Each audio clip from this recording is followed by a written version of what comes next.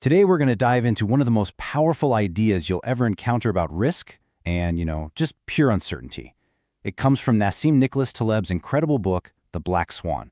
The whole thing is built around this one core concept, and the best way to get it is to start with a story. No, seriously, just go with me here. Picture it. You're a turkey. And honestly, life is pretty great. Every single day, like clockwork, this friendly human shows up with delicious food and fresh water. He's your guy, your provider. So, being a smart, data-driven turkey, you start keeping track. Okay, so day 1, the evidence looks good.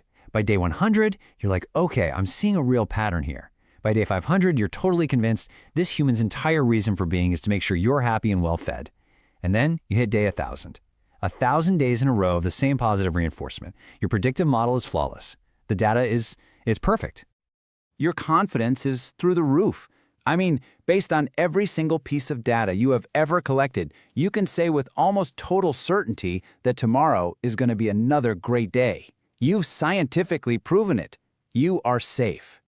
And in one single shocking moment, your entire worldview, your perfect model, all 1,000 days of that empirical proof, it just vaporizes. See, the evidence wasn't wrong. It was just fatally incomplete. The human didn't love you. He was fattening you up. This catastrophic, unpredictable, world-shattering surprise, that is what Taleb calls a black swan. But, to really get this idea, we've got to go beyond the metaphor. For Taleb, this isn't some abstract academic theory. No, this is deeply personal. It's an idea that was forged right in the middle of a country that was literally falling apart. He grew up in Lebanon, and the way he describes it, it was a paradise. For more than 1,000 years, all these different religious groups had lived together in peace. People called it the Paris of the Middle East. It was seen as the shining example of stability. All the experts, all the smart, educated adults, they all agreed on this. But then, as civil war started to erupt, Taleb just watched as the adults around him basically refused to believe their own eyes. They'd say things like, "Oh, it's just some temporary unrest," or "Don't worry, this will all be over in a week." They were clinging to their old models of how the world worked, even as that world was being blown to pieces right in front of them. And that experience led him to this formal definition. So what makes a black swan a black swan? It has 3 key ingredients. First, it's a total outlier. Nothing in the past could have possibly pointed to it. Second, it has a massive, extreme impact. And third, and this part is so human, after it happens, we all rush to come up with explanations that make it seem like it was predictable all along. We tell ourselves a story so we can feel in control again. So the big question is, why are we so blind to these things?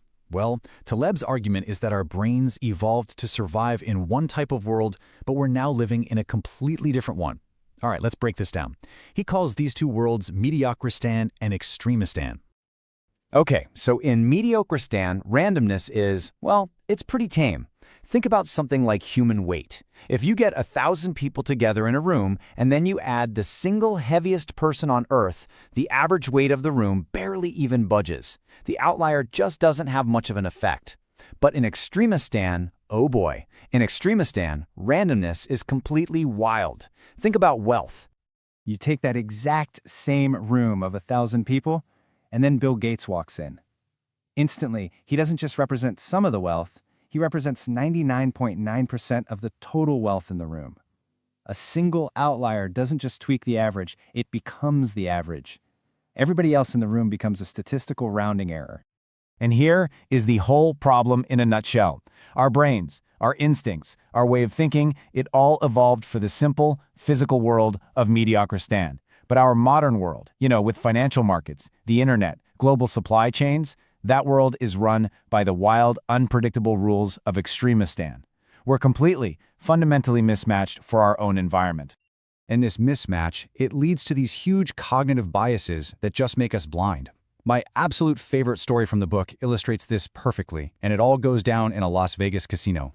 So this casino, they had the most high-tech, sophisticated risk models money could buy. I mean, they had calculated the odds of everything. Card counters, elaborate cheating schemes, a bad streak at the roulette table. They had modeled every single predictable risk that could happen inside the game. They thought they were bulletproof.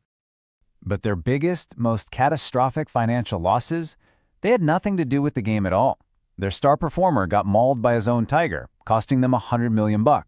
A construction contractor got angry and tried to dynamite the foundation of the building.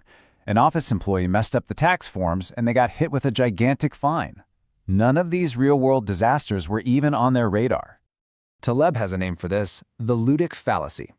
It's this mistaken belief that the neat, tidy, rule-based randomness you find in games is anything like the messy, chaotic, unstructured randomness of actual life. The casino was so focused on the rules of the game, they completely ignored the tiger sitting in the next room. Now, another huge flaw we have is something Taleb calls silent evidence. He brings up this ancient story of a guy named Diagoras, who was shown all these paintings of sailors who had prayed to the gods and then survived terrible shipwrecks. The priest says to him, "See, prayer works."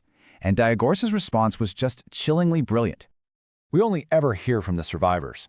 The evidence from all the sailors who prayed and then drowned is silent, buried at the bottom of the ocean. You know, for every successful entrepreneur we read about, there are 10,000 others who failed and went bankrupt. But we never hear their stories.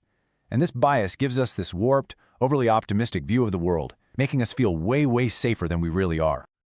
Okay, so if we're all biologically blind to these massive events and we're constantly fooling ourselves, what in the world are we supposed to do about it? Well, Taleb says the answer isn't about getting better at predicting things. It's about changing our entire approach to the problem. And here's the key takeaway, really. First, just stop. Stop trying to predict the next big specific thing, whether it's a market crash or a new technology. You can't. It's a waste of time.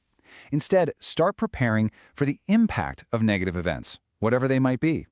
Build robustness into your life, have savings, diversify your skills, create buffers so that when some unforeseen negative thing hits, and it will, you can actually survive it.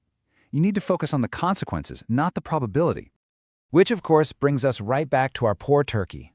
The most important lesson here is that a long history of safety is not proof that you are safe. In fact, a long period of quiet and calm can actually make the final shock even worse, because it has tricked us into a totally false sense of security. And that really brings us to the final, critical question that we all have to ask ourselves. Take a look at your own life, your career, your money, your relationships. What's the one thing that feels totally, completely, 100% secure? The one thing you're absolutely sure of. And then ask yourself, is it really safe? Or are you the turkey, happily and confidently counting the days until Thanksgiving?